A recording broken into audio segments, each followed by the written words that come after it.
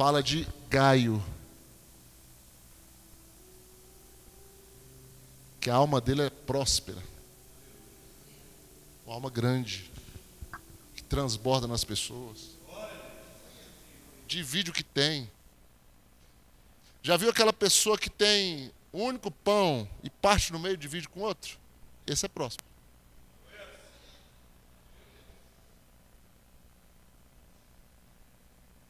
Conceito de prosperidade muito controverso por aí, né?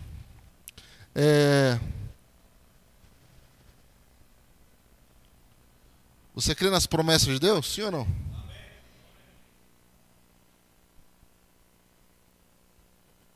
Promessa.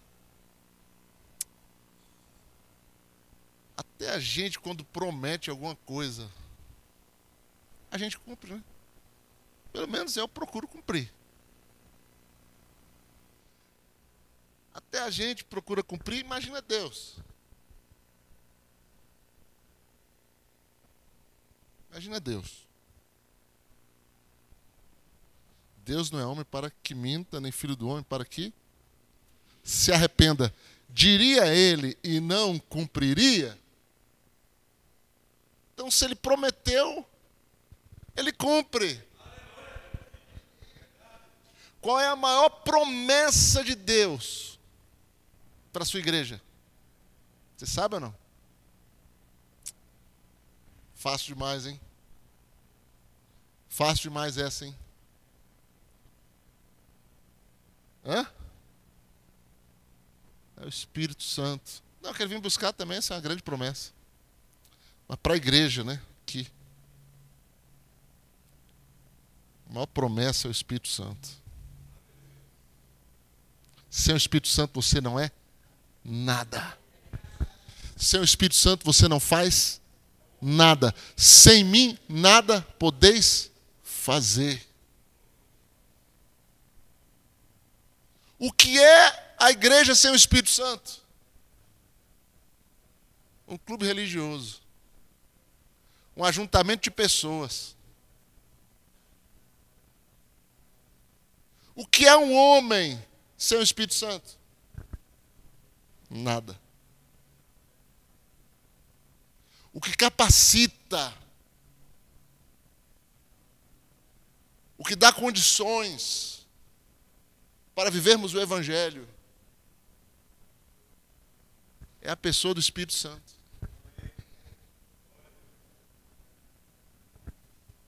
Sem ele você se torna um religioso, uma religiosa. Uma pessoa acostumada a fazer certas coisas. Uma pessoa que tem um conhecimento teórico de Deus e das Escrituras.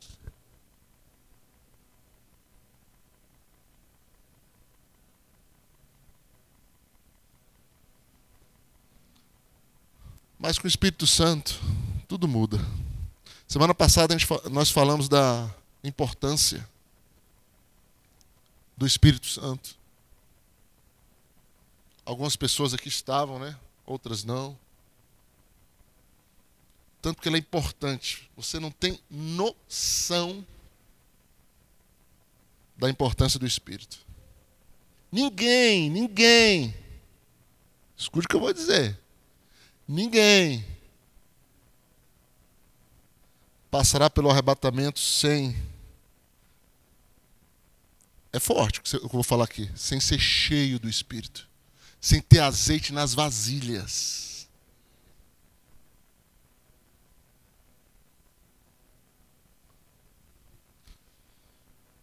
Quem buscou Rebeca lá em Isaac? Quem foi? Ou para Isaac? Desculpe. Quem buscou Rebeca para Isaac? Quem foi? Eliezer, servo de Abraão. Ali nós temos 3 envolvidos em um casamento. Nós temos o pai, que é o interessado nesse casamento. Nós temos o filho, que é a pessoa que vai se casar. Nós temos a noiva, que é a virgem. preparada para aquilo, para o casamento, e nós temos aquele que vai buscar.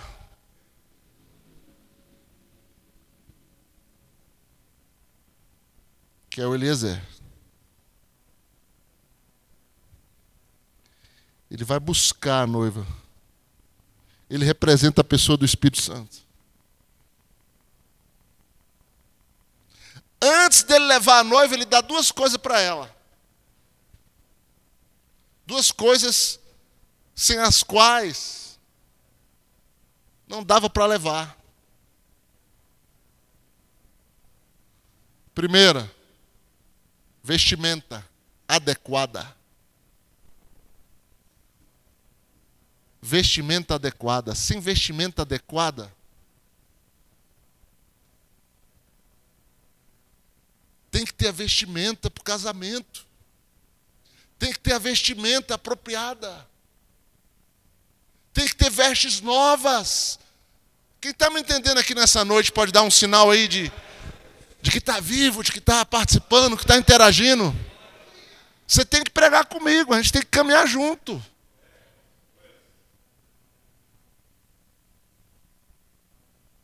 Sem a vestimenta não tem casamento. A noiva vai chegar, vai casar sem o vestido? Não vai. Não existe. Ela tem que ter a vestimenta. Segunda coisa. Essa segunda coisa as mulheres não gostam, não. Vou falar, a maioria das mulheres não gosta. Joias.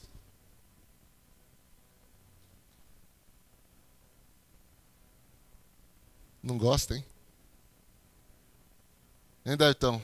Leva uma joia lá para você ver como tudo muda. Muda tudo. O que são as joias? A vestimenta fala da santidade, fala de uma nova vida. Fala dos frutos de justiça, que são todos do Espírito. As joias fala dos dons. Existe muito discurso bem intencionado dizendo assim: eu prefiro a igreja cheia do amor do que cheia dos dons. É bem religioso e bem intencionado, mas essa igreja não é a que Jesus vem buscar. Ela é cheia de amor? É, mas ela é cheia de dons também. Ela é uma igreja completa. Completa. Porque tudo está dentro do Espírito Santo. Tudo está dentro do Espírito Santo. O amor é derramado em nossos corações pelo Espírito que nos foi dado. Romanos 5:5. O amor de Deus é derramado em nossos corações pelo Espírito Santo que nos foi dado. Essas pessoas que rejeitam o Espírito Santo, o único amor que elas produzem é o filé, o amor humano, carnal. Fingimento. Algumas vezes. Mas aquele amor que você abraça um mendigo, aquele amor que você vira outra face, aquele amor que você vai atrás da pessoa que te despreza, só o Espírito Santo tem. Só o Espírito Santo tem.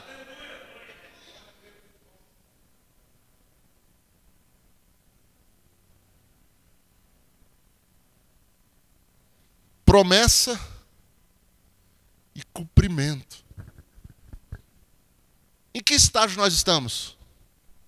Do cumprimento. Do cumprimento. Alô? Nós estamos na fase do cumprimento. Quem viveu na fase da expectativa da promessa foi o Velho Testamento, foi os judeus. A igreja, ela vive.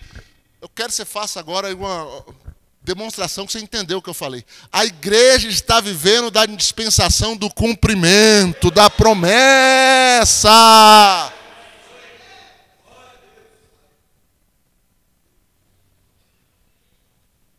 Cumprimento da promessa. Recebimento da promessa. Olha que privilégio. Davi não viveu isso. Salomão não viveu isso. Moisés não viveu isso. O Espírito Santo no Velho Testamento, ele estava sobre. E ele vinha sobre algumas pessoas E usava aquelas pessoas. 3 pessoas específicas que o Espírito Santo vinha e tomava elas e usava elas. Era o rei, o sacerdote e o principal, o profeta.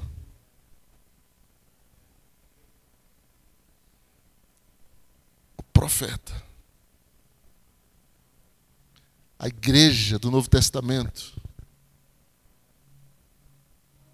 Se você entender o que é reino de Deus, se você entender o que é a nova aliança, ela é formada por reis, sacerdotes e profetas. Ela reina com Cristo. Ela representa Cristo. Por isso que ela é sacerdotal. E ela é a voz de Cristo. Por isso ela é profética. Aleluia!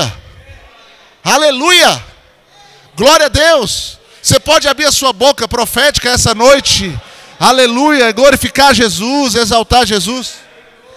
É isso. É isso. Essa é a dispensação do Espírito Santo.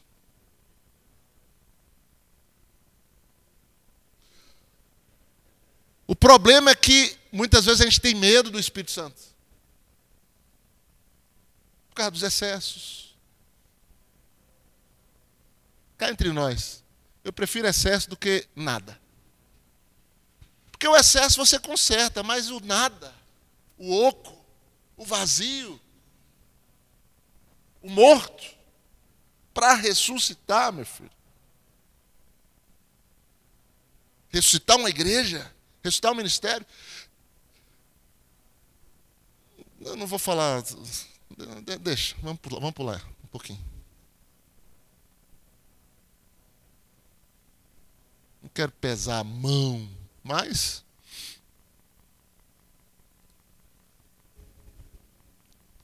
é melhor o excesso, porque o excesso você circuncida.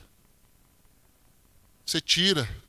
Circuncidar é tirar o excesso. Você dá uma circuncidada. Muito melhor. Foi o que Paulo fez com a igreja de Corinto. Jamais Paulo falou, vamos parar com isso aí? Não.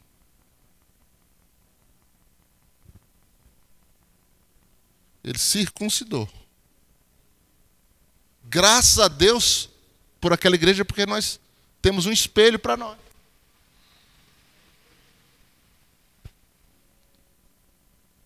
Temos um espelho para nós.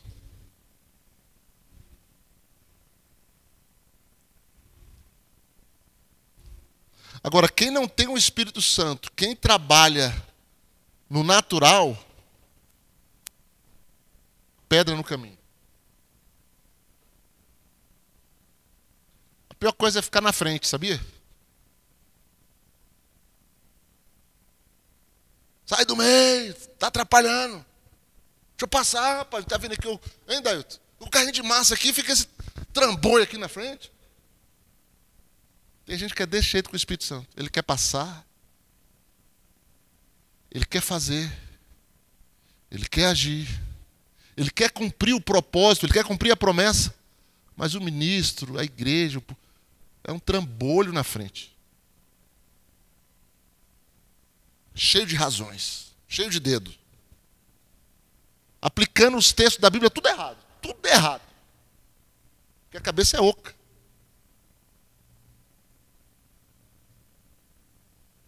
Eu já vi pastores renomados conhecidíssimos na internet. Se esse cara conhecesse o Espírito Santo, ele não falava uma besteira dessa. Não, porque Paulo disse.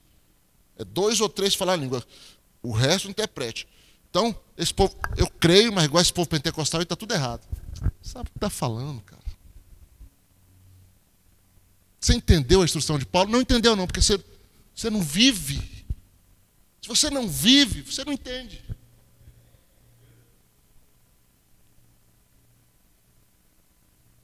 Paulo está tratando de uma igreja que tinha todos os dons. Não era uma igreja morta igual a que esses camaradas dirigem, não. Uma igreja que tinha todos os dons. Como você se comporta, Quando você tem todos os dons. Agora, você tem que saber também como você se comporta quando não tem dom nenhum. Quando precisa de dom.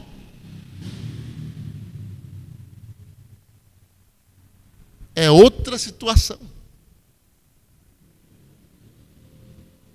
Aí você vai olhar outras circunstâncias, de outra ótica.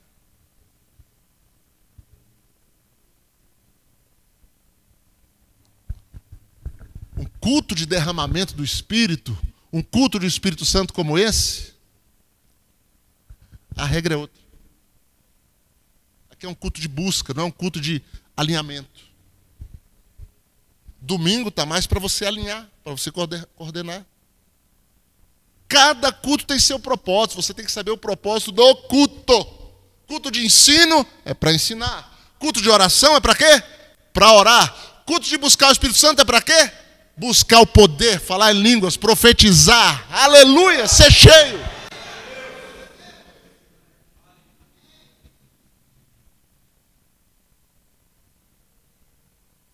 Culto de ensino é para ensinar. Domingo, 10 da manhã. 10 da manhã. Cada culto tem seu propósito. O problema é que quem está na frente não sabe nem qual é o propósito do culto. Em muitos lugares por aí. Agora eu me espelho pela Bíblia, eu me espelho por referências históricas, atuais, do passado, personagens bíblicos. Não é por uma qualquer coisa, né, que você vê por aí.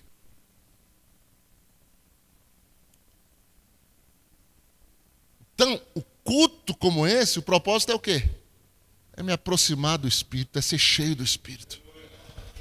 É saber que onde Ele está, há o quê? Liberdade.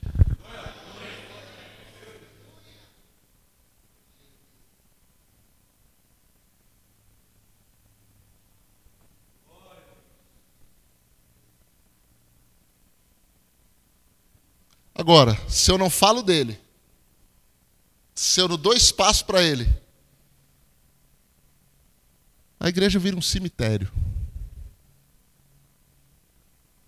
Cemitério. Eu gosto de ir em cemitério, mas de igreja a cemitério eu não gosto nem de passar na frente. Porque contamina. Sabia?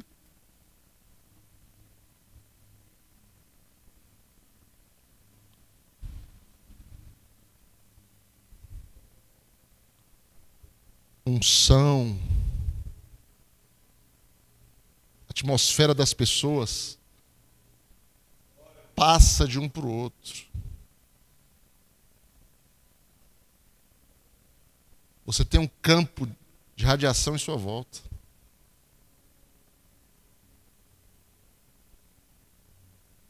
Lembra da história de Jonathan Eduardo, quando ele entra na fábrica? Ele tinha acabado de vir do avivamento. Meu irmão, Moisés, quando desce do monte, rapaz.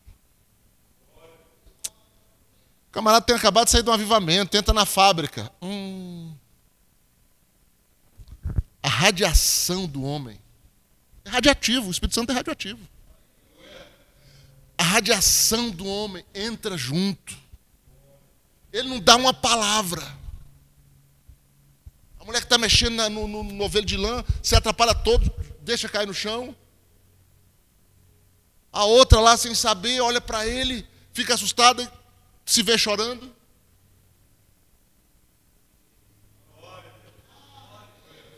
Resultado, para tudo e vamos fazer um culto, porque não tem como continuar mais.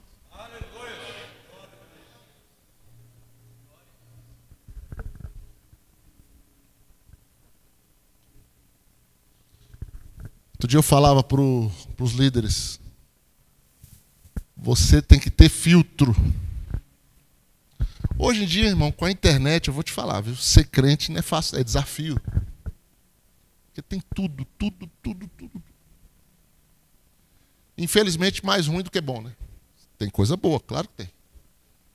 Mas o que é ruim ganha. Sempre ganhou. A erva daninha sempre ganha. Uma coisa incrível. Você não precisa cultivar, você não precisa adubar, não precisa nada. Ela avança numa velocidade. Então tem que ter filtro. Filtro. É a palavra, é o Espírito. O que é que eu falei das profecias aqui no sábado da ceia? Uma daquelas 8 formas de julgar uma profecia. Uma delas é o quê? É o Espírito Santo dentro de você, que é um filtro. Não testifica o que foi dito. Não testifica o que está sendo falado, não testifica o que está sendo profetizado. Não desce, não passa na garganta, fica atravessado. Filtro.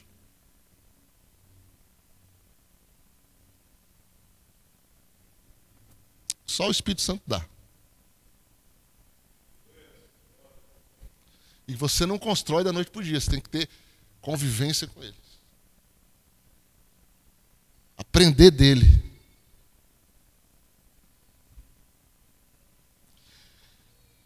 Em Atos capítulo 2, versículo 14, não precisa levantar não, já estou pregando, né? Atos capítulo 2, versículo 14. Atos 2 é o cumprimento da promessa. A promessa foi feita em Joel 2, 28, em Ezequiel 36.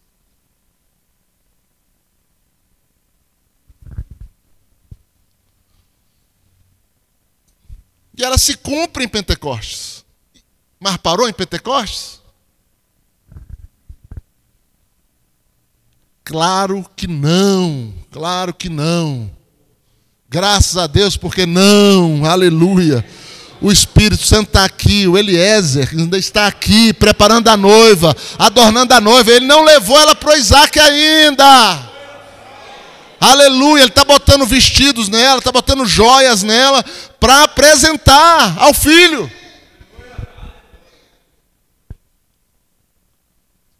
Então se levantou Pedro com os 11. Acho que Pedro, escandaliza não, deixa eu falar aqui. Pedro aguentou ficar em pé não, viu?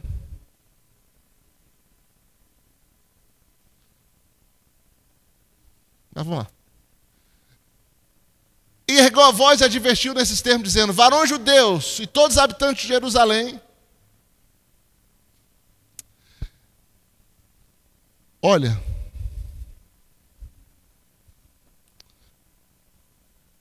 você está preparado para ouvir? Está preparado para ouvir o que eu vou falar, não? Está ou não? Só o Dailton? Vem cá, deixa eu puxar no teu ouvido aqui. Deixa eu falar no teu ouvido, vem cá. Não, fica aí.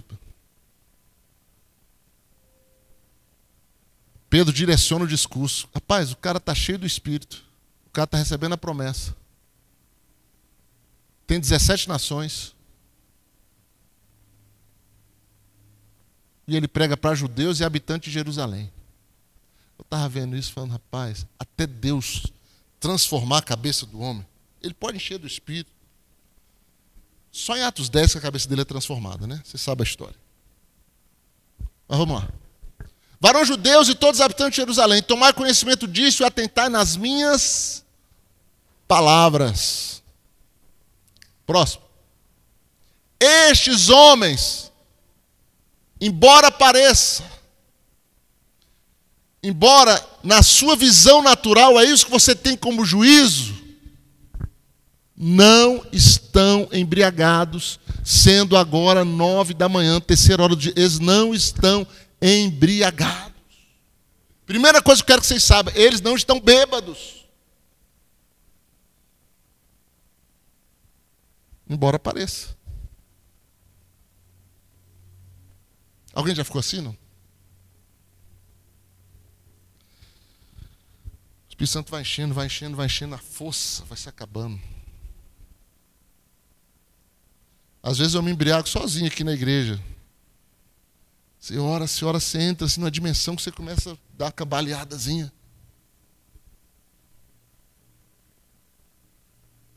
Que você está cheio.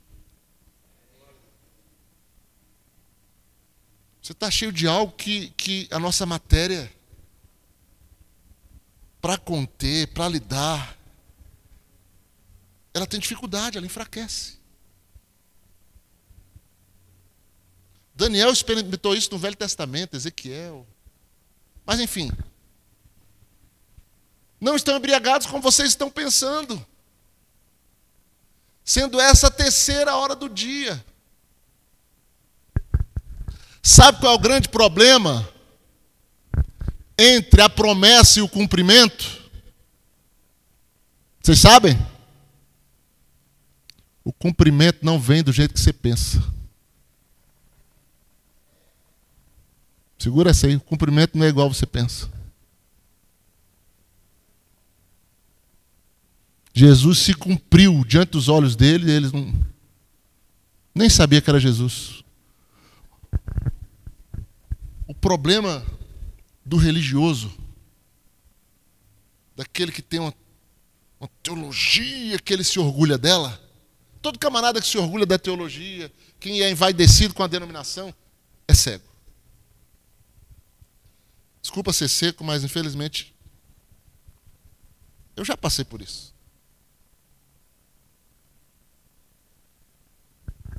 Então eles eram tão envaidecidos do conhecimento deles, quando a promessa se cumpre, eles sabiam exatamente o que estava escrito em Joel 2:28.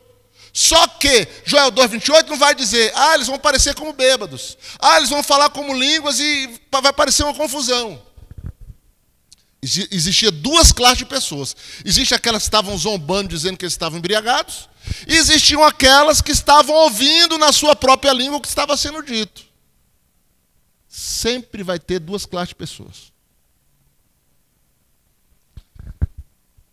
Aquelas que estão com o coração aberto e prontas para receber, e aí Deus, na sua gentileza, na sua graça, se revela, faz ela entender, descomplica a linguagem, codifica a linguagem, faz a pessoa entender no ouvido. E existe aquela que critica e zomba e não pega nada. Esse não pega nada. Então o problema é na hora do cumprimento, porque na hora do cumprimento não veio como eles imaginavam. Vai lá, próximo. Mas o que ocorre é o que foi dito, ou o que foi prometido, por intermédio do profeta Joel. O que está acontecendo aqui, gente, não é embriaguez, é o que foi prometido pelo profeta Joel. O que está acontecendo aqui não é a confusão que vocês estão pensando, não, é o que foi prometido pelo profeta Joel. É o que foi prometido por ele, que está se cumprindo agora. É o cumprimento da promessa.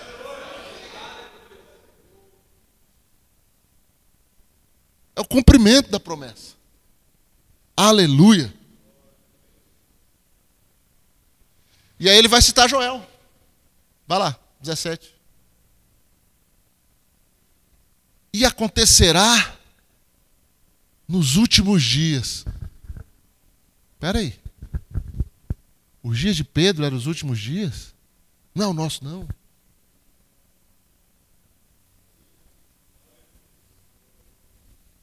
Isso aí já derruba os sensacionistas. Já quebra as pernas. Não precisa de muito versículo, não.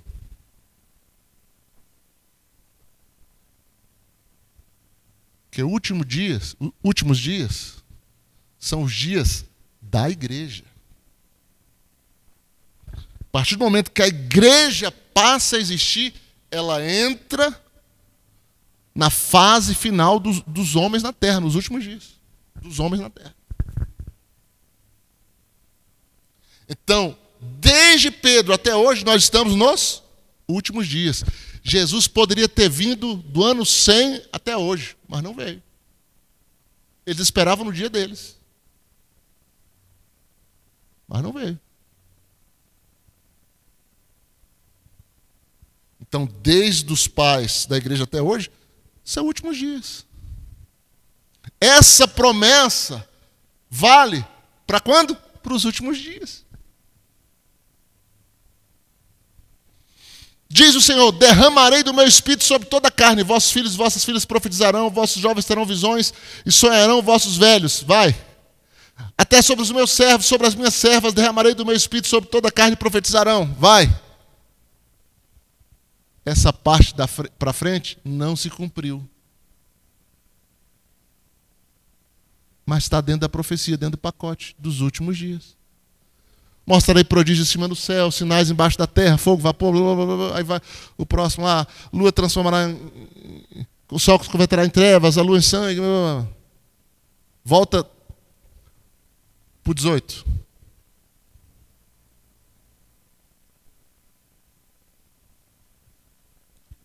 É o que interessa. Ele usa 2 vezes a palavra derramarei. Derramarei. Derramarei. Aleluia. Aleluia. Aleluia. O Espírito Santo, desde o dia dos apóstolos até hoje, está sendo derramado. Derramado. Derramado. Oh, glória a Deus. Aramachere cantaramassou. Rebalamachere andaramas. Glórias a ti, Jesus. Derramarei. Derramar. Despejar. Fazer encher algo. A intenção é fazer encher. A intenção é, ó, vou derramar aqui. Só que eu não vou derramar muito não, senão vai. Mas Deus não é assim não, tá?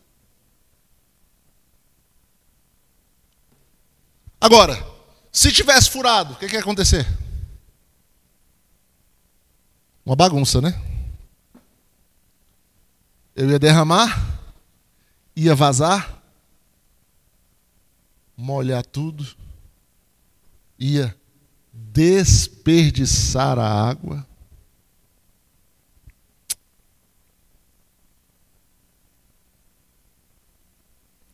Você pega uma caixa d'água, começa a encher, mas ela está furada. Você vai conseguir encher? Não vai, né? Porque a água por baixo está, ó, se perdendo. Sabe como é que se tampa esse buraco? Para a água não vazar? Confissão. Arrependimento. Fala para Deus: ô Deus, pequei hoje, falei mal do fulano, da fulana, briguei em casa, briguei no trânsito, vi o que não era para ver, né? Aí já começa a piorar. Mas enfim, pecado é pecado. Confessa. Se arrepende. E é o que acontece com um buraco? Tampa.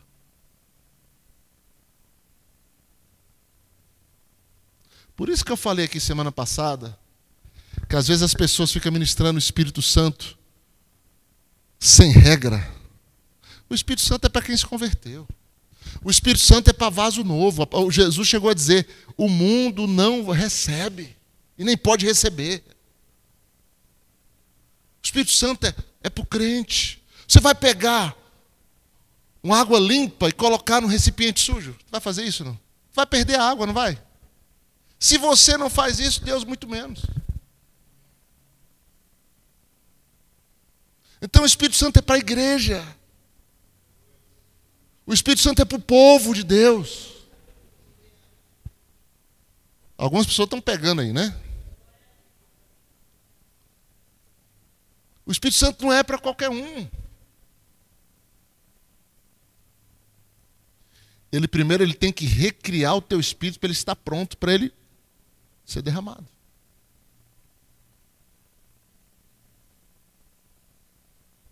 O novo nascimento é o Espírito recriando você para ele poder ter acesso a você e você ter acesso a ele. O batismo no Espírito Santo é o enchimento e transbordamento. São duas coisas diferentes.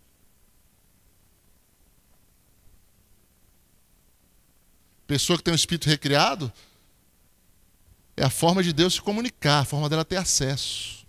Mas não quer dizer que ela é cheia. Não quer dizer que ela foi batizada, imergida no Espírito. Então ele está falando em derramar, se derramar em pessoas, se derramar em seu povo, se derramar em sua igreja. Ele se derramou nos apóstolos, em gente comum.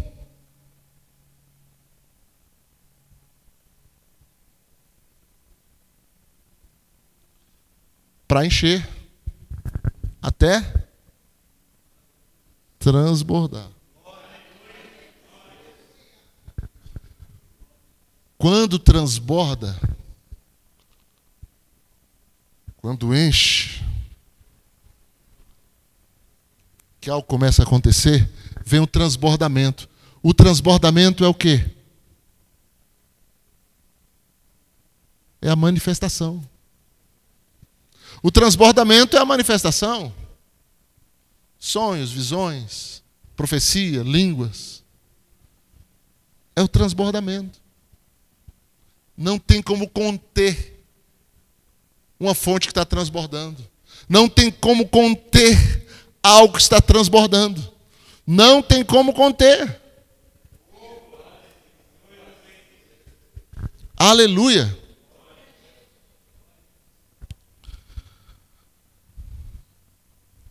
Ih, gente, tem tanta coisa. Quando o Espírito Santo é derramado, você vai ver e ouvir manifestações na vida do povo. O versículo, quer ver? 33.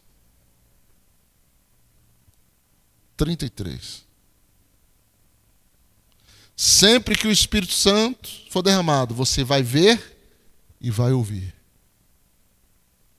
Sempre que o Espírito Santo é derramado em alguém, você vai ver e vai ouvir. Vocês estão entendendo o que eu estou falando? Não?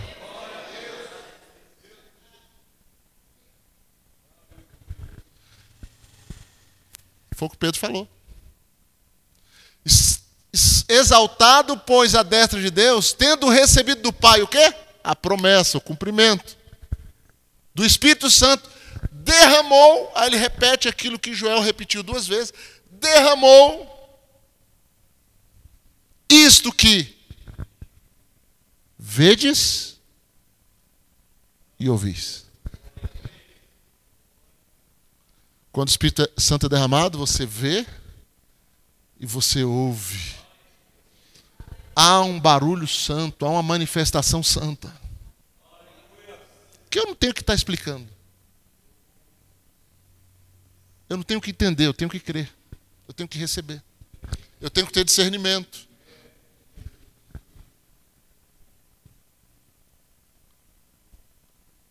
Mas a gente não pode confundir discernimento com resistência, com outras, com bloqueios. Né? Vou fugir uma palavra aqui, melhor. Mas o discernimento é você saber. Por isso que quando você está ministrando o Espírito Santo, eu já vi gente fazendo, e vem pessoas à frente que não entregaram a vida para Jesus, pode ser que ela faça sem falar nada com ninguém, né? No banco, antes de chegar aqui. É Deus é que sabe. Mas quando a pessoa vem sem ter feito isso, e quem está ministrando, realmente está ministrando o Espírito Santo, provavelmente um espírito imundo vai aparecer ali. Bem provável.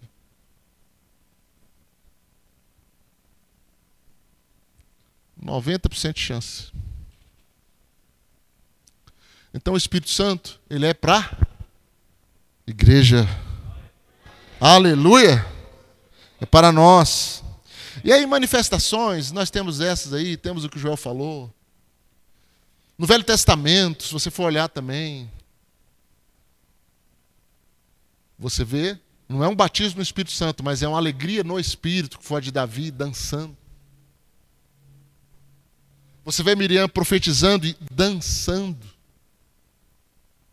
E não é uma coreografia, gente, não é um balezinho, não, Isso é tudo natural. Dança no espírito é outra coisa.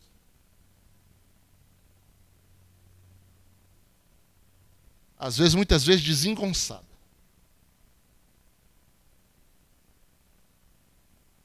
Como Davi vinha ali. Parecendo um embriagado, parecendo um maluco.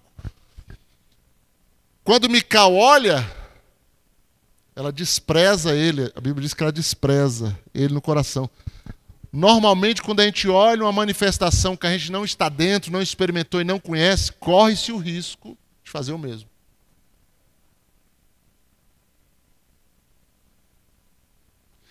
Eu nasci numa igreja tradicional. Ela dizia que era renovada. Mas não é pela boca, é pelos frutos. Então não havia uma renovação prática. Mas o DNA que estava dentro de mim era renovado. Então eu olhei assim, ó, aquele ali parece que tem o fogo meu bate com aquele ali. Acho que aquele ali está na mesma inclinação. Aquele ali também. Me aproximei.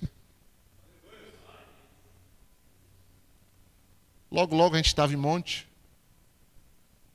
Logo, logo o enchimento veio. As línguas, a profecia vieram junto. Uma dimensão nova veio. E aí, parece que aquilo que você está vivendo não é suficiente. Você nunca... Na mesma igreja, aliás, eu só tive 2 igrejas. Batista Independente e essa. Batista Independente da qual eu vim, e o Ministério da Palavra Viva. Mas a igreja é uma só. Isso são denominações, são placas. Mas deixa eu correr aqui para a gente orar, vamos lá? Eu já vi gente rolando, gritando, sapateando, caindo, correndo. Tudo cheio do Espírito. Ninguém pode receber o Espírito Santo sem que nada aconteça com essa pessoa. Em Atos 2, no versículo 7, vai dizer que eles estavam atônitos. Uma palavra muito forte. Tomado de assombro. Quando você vive dentro de uma tradição, eu tinha muita coisa para falar, mas vou terminar nisso aqui, tá? Quando você vive dentro de uma tradição e de repente algo diferente acontece, o que ocorre com a pessoa, com você? Fica atônito. Fica atônito. Não é porque uma coisa é diferente daquilo que nós estamos acostumados que ela não veio do Espírito. Não quer dizer. Eu não sou balizador dessas coisas.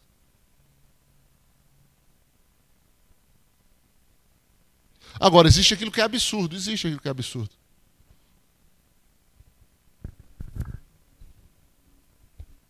Mas até mesmo os absurdos, a gente tem que ter temor. E por último, o propósito do cumprimento é Atos 1:8. Já vou até apagar aqui, que eu não quero ver mais nada desse negócio. A gente já vai orar. Atos 1:8. Jesus vai dizer qual a razão disso tudo. Qual a razão dessas manifestações? Qual a razão desse derramar? Qual a razão da igreja ser cheia? Qual a razão? A única razão é essa. Ser testemunha. Mas recebereis poder ao descer sobre vós o Espírito Santo. Sereis minhas testemunhas, tanto em Jerusalém como em toda a Judéia, Samaria e até os confins da terra. Aleluia! Esse é o grande propósito, essa é a grande razão. Se nós entramos agora num ascendente de avanço, de crescimento, nós não poderemos ter sucesso nenhum se não formos revestidos com o poder do Espírito Santo. Não pode haver sucesso no ministério, não pode haver sucesso num grupo familiar, não pode haver. prosperidade. Em nada que a igreja faça, crescimento, se ela não estiver revestida com o poder do Espírito Santo. É para ser testemunha.